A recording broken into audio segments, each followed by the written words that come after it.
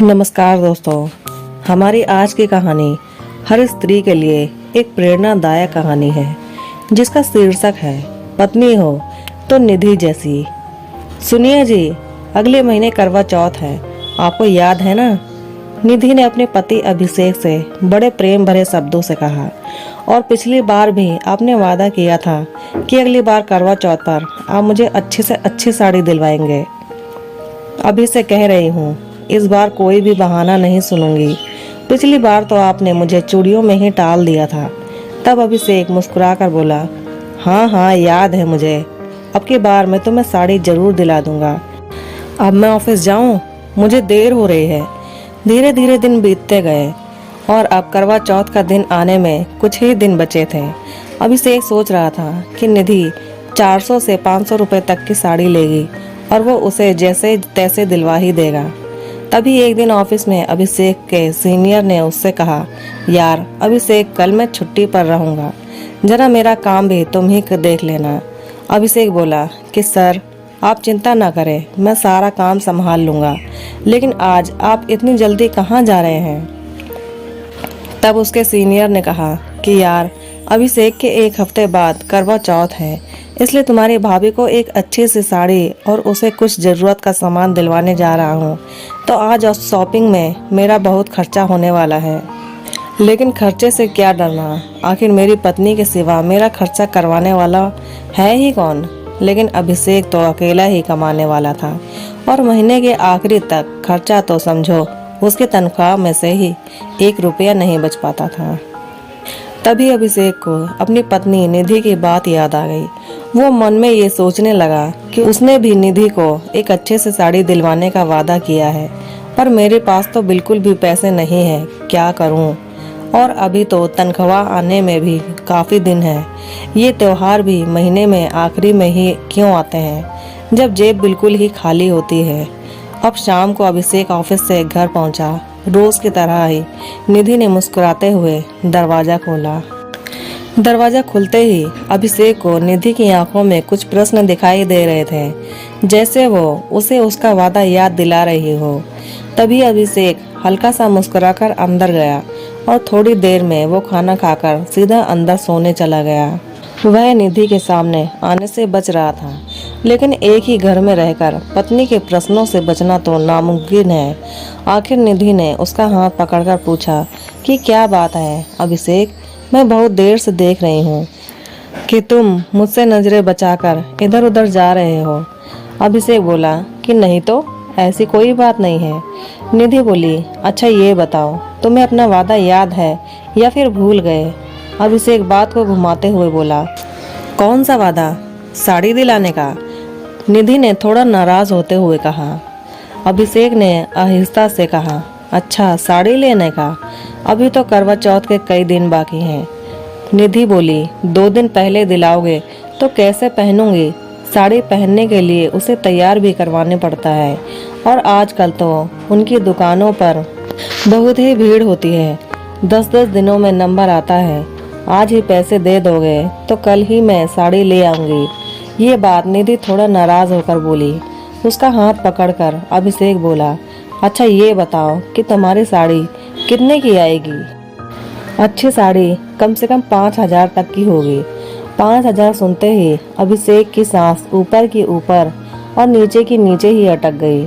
निधि ज्यादा नाराज ना हो जाए, इसलिए वो उसे बोला कि मैं 1-2 दिन में पैसों का इंतजाम करता हूँ। इस बात पर निधि झुंझला कर बोली कि आपका हर बार का यही रहता है, जबकि आपको मैंने इतने दिन पहले ही बोल दिया था, तो फिर आपको पैसों का इंतजाम पहले ही करके रखना था ना। ये कहकर निधि पैरों को पटकते हुए और वो आंखों में आंसू लिए अंदर कमरे में चली गई।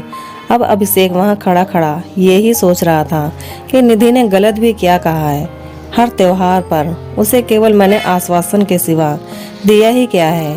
फिर अभिषेक ने ऑफिस के कुछ दोस्तों से उधार पैसों की बात की, लेकिन त्योहार के कारण सबने ही मना कर दिया। कुछ दिन और निकल गए और करवा चौथ में अब केवल एक ही दिन बचा था, और इस बीच में निधि ने अभिषेक से कुछ कहा भी नहीं था। वह भी समझ चुकी थी कि साड़ी के लिए पैसों का इंतजाम नहीं हो पाया होगा। अब करवा चौथ से एक दिन पहले सुबह अभिषेक ऑफिस के लिए तैयार हो रहा था। तभी निधि आकर बोली, कल करवा चौथ है, साड़ी तो नहीं आई, कुछ पैसे ही दे दो, श्रृंगार का सामान ले आऊंगी। अभिषेक ने पूछा, कितने पैसों में हो जाएगा? 1500 या 2000 तक दे दो, मेहंदी भी लगवानी है। 500 तो मेहंदी में ही खर्च हो जाएंगे और 500 का मेकअप, बाकी का करवा चौथ के व्रत का सामान भी लाना है।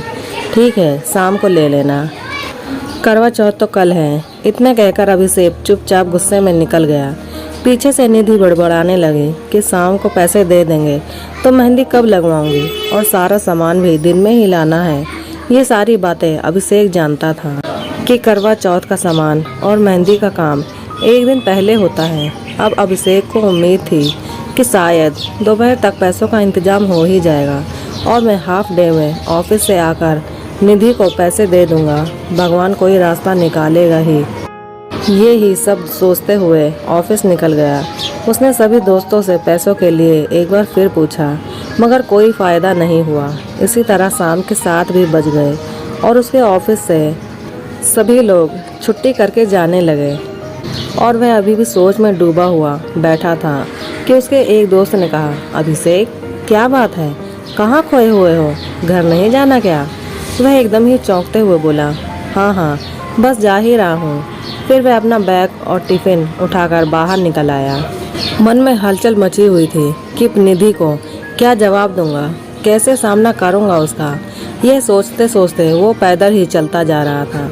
चलते चलते अब उसे 2 घंटे के लगभग हो चुके थे। वह कहाँ जा रहा था उसे कुछ मालूम नहीं था। थोड़ी देर में थककर वह सड़क के किनारे एक बेंच पर बैठ गया और खुद के भाग्य को खूब कोसने लगा।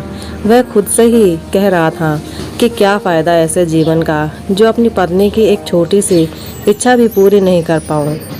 इससे तो अच्छा मैं मर ही जाता हूँ। कम से कम निधि को मुझ जैसे कंगाल इंसान से मुक्ति तो मिल जाएगी। यह सोचकर वह आंखों में आंसू लिए मरने के लिए रेल की पटरी की तरफ जाने लगा। लेकिन ट्रेन के आने से पहले ही अभिषेक ने सोचा कि कल करवा चौथ है। कल निधि मेरी लंबी आयु के लिए उपवास रखेगी, लेकिन अगर कल उसके सामने मेरा मृत शव जाएगा तो निधि पर क्या बीतेगी और सभी लोग मुझे कायर भी कहेंगे। अभिषेक के मन में ये उथल पुथल बड़ी देर से चल रही थी कि अचानक उसका मोबाइल बजा। देखा तो निधि का फ़ोन था। अभिषेक ने दुखी मन से उसका फ़ोन उठा लिया। फ़ोन रिसीव होते ही निधि बोली, हेलो, कहाँ हैं आप? 11 बज गए हैं, घर क्यों नहीं आए आप ठीक तो हैं? मुझे बहुत डर लग रहा है। दूसरी तरफ से निधि घबराते हुए बोले जा रही थी, आप सुन रहे हैं ना, जवाब क्यों नहीं दे रहे? वो निधि, पैसों का इंतजाम नहीं हो पाया। अभिषेक बड़ी ही मुश्किलों से रुआसे स्वर में बोला, पैसों का इंतजाम नहीं हुआ तो क्या आप घर नहीं आएंगे? ये बात निधि रोते हुए बोली, आप जल्दी घर आ जाओ, बस मैं कुछ नहीं जानती। निधि का रो रो कर बुरा हाल हो गया था। तुम रो मत, मैं थोड़ी देर में घर आ जाऊंगा। अभिषेक जैसे ही घर पहुंचा तो उसने देखा कि निधि चौखट पर खड़ी खड़ी बेसब्री से उसकी राह देख रही थी। उसकी आंखों में अभी भी आंसू थे और वो अभिषेक के बिना घर की चौखट से हिलना भी नहीं चाहती थी। तभी जैसे ही उसने घर के सामने अभिषेक को आते देखा तो वह भागकर उसके सीने से लिपट गई और जोर जोर से रोने लगी। माफ़ करना निधि, मैं तुम्हें इस त्योहार पर कुछ भी नहीं दिला पाया, मैं अपना वादा निभा नहीं पाया। ये बात अभिषेक ने बड़ा ही दुखी होकर कहा। ऐसा क्यों कहते हैं आप? पैसे नहीं है तो क्या आप घर नहीं आओगे? वह रोते हुए बोली, आपको मेरी कसम है, जो कभी ऐसे मुझे रुलाया तो मुझे कुछ भी नहीं चाहिए, बस आप जीवन भर मेरे साथ ही रहना। नहीं चाहिए मुझे साड़ी और श्रृंगार, मेरा श्रृंगार तो आप ही हैं। जो कुछ भी घर में है मैं उसी से ही करवा चौथ का व्रत रख लूँगी। फिर अभिषेक ने निधि की आंखों के आंसू पोंछे और उसे घर के अंदर ले आया और अभिषेक ने निधि को बड़े ही प्यार से कहा कि निधि, आज मैं तुम्हारे हाथों में मेहंदी लगाऊंगा। ये सुनकर निधि थोड़ा हंसने लगी और बोली, ठीक है, फिर तो मेरा मेकअप भी कल तुम ही कर देना। इस बात पर दोनों ही खूब हंसने लगे और अभिषेक और निधि का प्यार और भी मजबूत हो चुका था। वाकई दोस्तों, निधि के प्यार ने तो यह साबित कर दिया कि पति के आगे पैसा कुछ भी नहीं होता। तो दोस्तों, कैसी लगी निधि की कहानी, एक पत्नी की कहानी? अगर अच्छी लगी तो प्लीज़ वीडियो को लाइक करें, शेयर करें और हमारे चैनल को सब्सक्राइब करें। और इस कहानी में आपको कौन सी बात अच्छी लगी ये हमें कमेंट करके ज़रूर बताएं। धन्यवाद।